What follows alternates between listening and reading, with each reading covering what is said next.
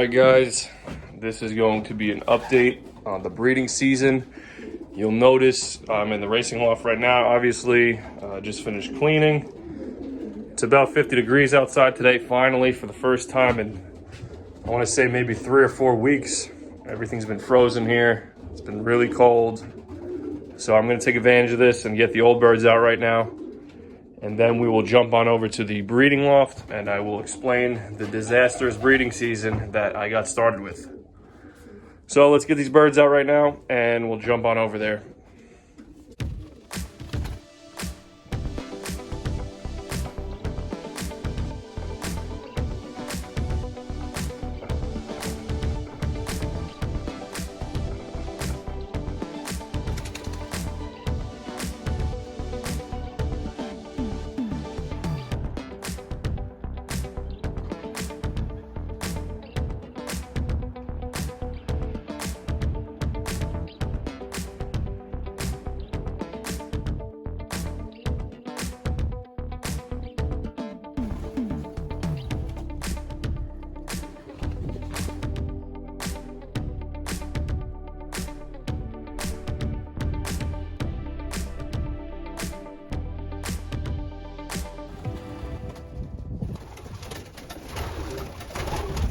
All right, guys, you can see now I'm in the breeding loft, so I'm going to get into detail with what happened when I started out this season.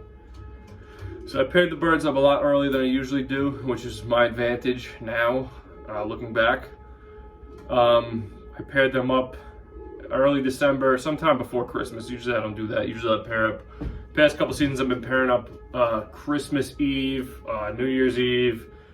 In the past, when I used to compete locally, I used to pair up around January 20th, 23rd, something like that. This season I decided to pair up extra. The reason for that was I have a lot of plans for this season. If you've seen in my last video, I have a lot of birds that are going to different places, so I wanted to get a little bit of a jump on things this year and try something different. However, one of the methods that I've adapted last season kind of backfired on me a little bit. So if you remember, I used mattress toppers as nest felts. Worked excellent last season, and I believe the season before I used them, and it worked well. So I'm going to explain exactly what happened with the mattress toppers. So like I said, they worked great for me last season. This season I put them in all the nest bowls, all the boxes. Every pair of birds in here got them. There are 18 pairs of birds in here. So every pair of bird got the mattress topper as the nest pad in the nest bowl. So with that, I put in the paper shreds, long cut paper shreds. I leave a handful in every box. This way the birds can build a nest. All the birds stay locked in the boxes until they lay or until the youngsters crack, basically until I'm comfortable with that bird knowing their box. So the birds started building nests. Everything was great. The nests were a little high. It didn't really concern me at all. What I mean by that is the nests were actually above the nest bowl with the paper shreds and the nest pad. So what I didn't realize was when I seen the first few pairs go down on eggs, I was like, all right, this is great. They got big nests and everything. One night, a few pairs, I think it was a few pairs that happened on the same night, they actually, I guess, tried to maneuver themselves in the nest, and they knocked the eggs out of the nest. And now obviously they can't pick the eggs back up to put them back in. The reason for that was the nests were built too high over the nest bowls. So that was a really big mistake on my part. That happened to, I want to say, 3 or 4 pairs of birds, and then there's actually a couple of youngsters that hatched, and I didn't even realize this was the problem until after the fact. And immediately after that, I removed all of the birds that were having problems with the mattress topper nest that had a high nest above the edge of the bowl. I removed them immediately, and I replaced them with typical nest felts that you get at any pigeon supply. So that's what I'm against now. I ended up losing, I want to say, like 6 or 7 of the first round eggs. I lost a couple youngsters, so that was kind of a setback for me. Like I mentioned, my advantage was starting early with the breeding, so now I could still get to where I want to be.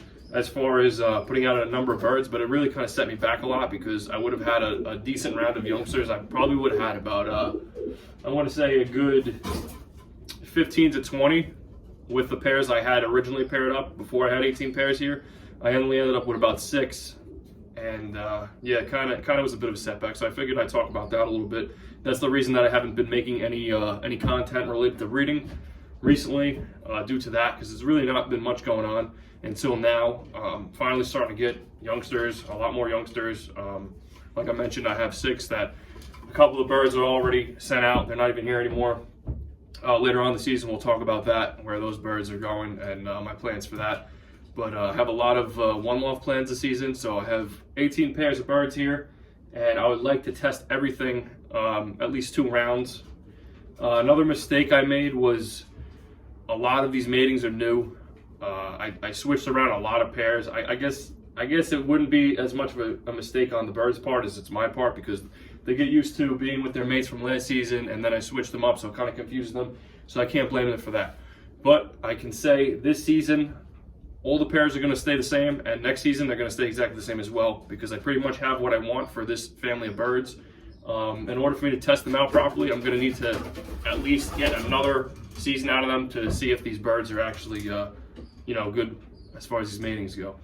So let me flip this around. That's enough rambling on from me, and I will show you guys the youngsters that we have so far, and I'll show you some of the pairs. All right, so we'll start up here on the top. I got a nice little blue right here. He's developing nicely. Single bird nest. There's the parents. Now these were one of the pairs that actually, they just they let the eggs get cold, they knocked them out of the nest and they got cold, and obviously it was too late. So that's their first youngster. I'm probably going to be floating some eggs from this pair because I really want to test these out. So I'm going to take some eggs and put them under a different pair, and this way I could double up the rounded birds. Going over here. Over here is this Mussolini hen that I got, and this indigo Husky Van Reel. This hen didn't produce any eggs for about 2 months, and then finally she laid an egg. It was no good, so I'm just going to use these for pumpers at this point. I did foster some eggs. He's fostering some eggs for me right now. So that's what I'm doing with these guys. Maybe when the weather warms up, I'll just let them go again and breed something for stock. Move on over here. This hen is doing great. She already raised 1 youngster. We'll take a look at him in a minute. This is a hen from Belgium. I think it's a granddaughter of Bolt, New Olympiad. I mentioned it in my last video as well. She's currently sitting on 2 youngsters right now. So they're a few days old. They're growing pretty well. A couple days I'll band those. Move on down here. This is a real jumpy pigeon. I'm not really a fan of his attitude, but he's got two nice youngsters coming up there. He also raised 1 prior to this round, so he's out here. Here's the 2 birds I just mentioned. These are the 2 youngsters. These are going to be probably going out to the Apple Cup. I'll jump on down here. We got this nice pair of splashes. This is some protege stuff. If you guys are familiar with protege, that is a grandson, a double grandson of Picasso. So this is their first round. This is a late pair I put together. They just hatched 2 youngsters. Hopefully they'll be good parents. It's their first time. Jump on over here. This is, I've tested these birds before. This is actually probably the only pair that's the same as last season. That's a granddaughter Thomas 6.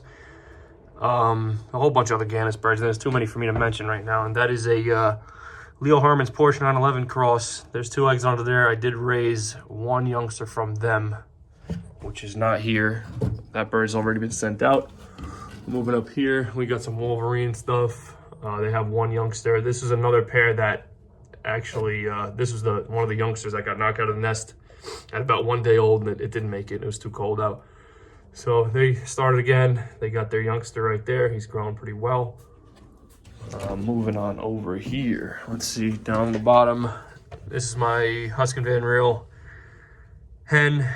The bird that I showed you, the indigo splash check, was the father to this bird. She raised me 2 really nice youngsters. Those are already gone as well. And she's on 1 youngster right now. It seems like that second egg that she has wasn't fertile, unfortunately. So we'll see what this turns out to be. We'll jump on over to the other side and take a look. You'll notice I have some pairs out right now. These pairs that are out right now are the birds that there's like 0 conflict between these pairs. I know that I don't have to worry about them fighting.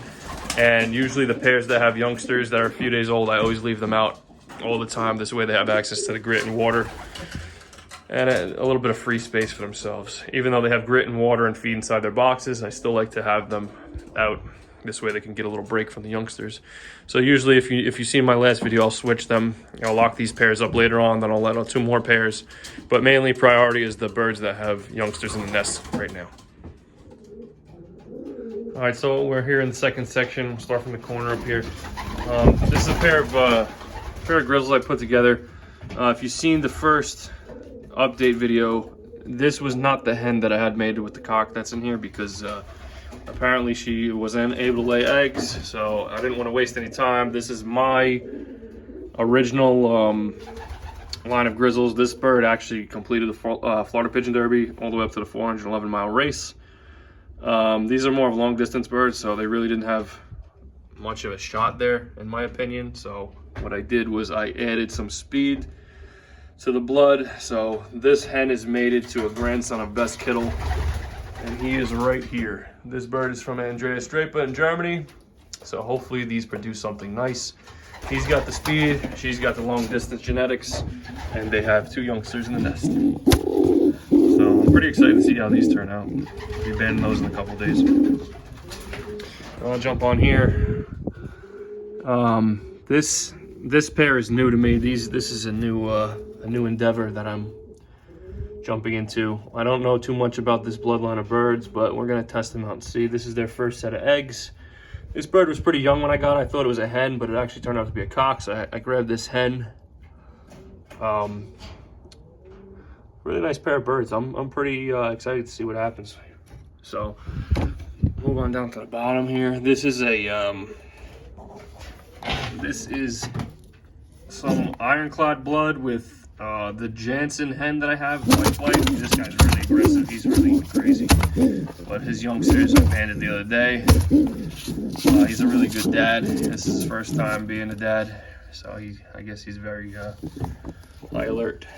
So hopefully those turn out to be something cool. Let's jump up here. This pair is another one of the pairs that ended up abandoning their eggs and knocking their eggs out of the bowl. It's a grandson of Wolverine. He is I guess a nephew of Red Monkey, and this hen is out of more local bloodlines. So I figured I'd try these together, but they messed up. They messed up pretty big for me. So I got another round from them. They got 1 egg right now. Get back on there. Come on. This guy, he really doesn't want to be a parent this season. I guess the mating, switching up the matings on him didn't really work too good. So we'll see what happens there. If anything, I'll just float some eggs. Down here is the disaster pair. These are really nice birds, but I don't know what it is with this hen. I tried everything. The eggs are all fertile, and then they just stop developing. I have no idea what it is, and it's not the cock because he's been mated to the hen on the other side. You can't see him because he's behind here. They're sitting on an egg. He's been mated to a few other birds I have here, and there's never a problem there. It was only a problem when he's mated to this hen. So this is probably the most expensive pair of birds I have in the loft, and it's kind of unfortunate that it's like that, but I'm just gonna keep on trying and seeing if I get anything. So that is a direct daughter of Marple, by the way, and the cock is a half brother of Thomas Six. So you can probably imagine how expensive these birds were. Jumping down here, this is here's 2 nice youngsters that are developing. These are birds I put together. There's the cock out of my flying birds. I just randomly selected 2 birds I thought were nice and birds that I've been flying here for a few years that have, you know, stuck through all my training tosses and my training experiments. So I took this cock, mated him with a decent hen that I thought would be nice. Got these two youngsters, and of course, these birds were the only birds to not give me any problems. They fertilized two eggs perfectly. Two beautiful youngsters, no problems. Now they're down on another set of eggs. No problems whatsoever. All these other birds that I bought all gave me some kind of problem. So over here we have, let's see, this cockbird. He's, I forget what strain of, I think he's Tournier Jansen. So I mated him with the bird I got back from the Apple Cup. If some of you seen my my YouTube short, she's a really gorgeous hen. See if I can locate her. So I mated her with him. Let's see where she is. That's her mother. There she is right here. So she completed the Apple Cup. She didn't do anything significant for me, but she was very consistent in all the races. So I'm going to send a few of their children back there. And this is the son. This is the son of this hen and the cock that I just showed you in the box. Nice little blue check. So he's gonna go to the Apple Cup along with those two birds over there. So they have two more fertile eggs, which is great. Over here is an experiment. These are two of my old race birds. They have one fertile egg, the other one they threw out for some reason. So she's not really sitting on it right now. I don't know why. But these birds are, I think one's a 2013 and the other one's a 2014. These are my last race team of birds. So I paired those together, see what happens with those. Up here is a OLR experiment. New pair of birds. This is brand new to them. First time breeding, first time having eggs. First set of eggs, they crushed. The other one was no good. It was cold, and hopefully they do better this time. But this should be interesting. Really nice set of birds here. These are some Baldwin Tilson birds. So if you couldn't tell by the, you know, they got that look to them. This hen's real nice. So we'll see what they produce. So all in all, I'm pretty happy with the way the breeding season has turned around for me. The birds look good. All the birds look really good. This hen especially. She's been feeding those youngsters in the bottom box like crazy. Really good mother. But all the birds look good. I have to do the shuffle again, put him back in his box and vice versa, swap him out. Give these guys their free time. But everything right now is going pretty well. Hopefully the weather stays this way for a few more days, because all of these birds love to hatch when it's about 14 degrees outside. But luckily all the parents have been good thus far. And I think that they'll be able to produce me another round for the OLRs. And I should be good.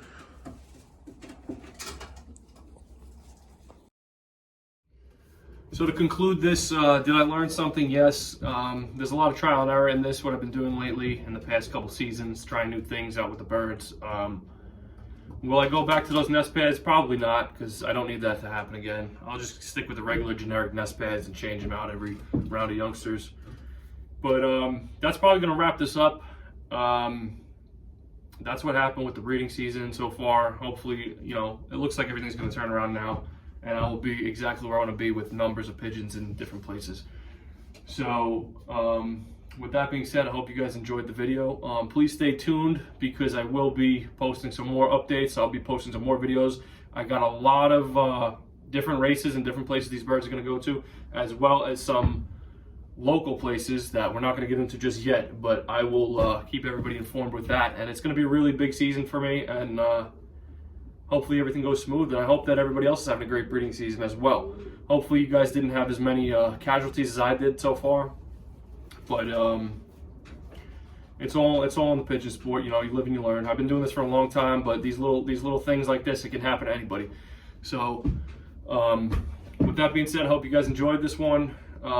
Please consider subscribing if you haven't already. Give me a like, leave a comment what you thought of the video. And that's going to wrap this one up. So thanks for watching, and I will see you guys on the next one.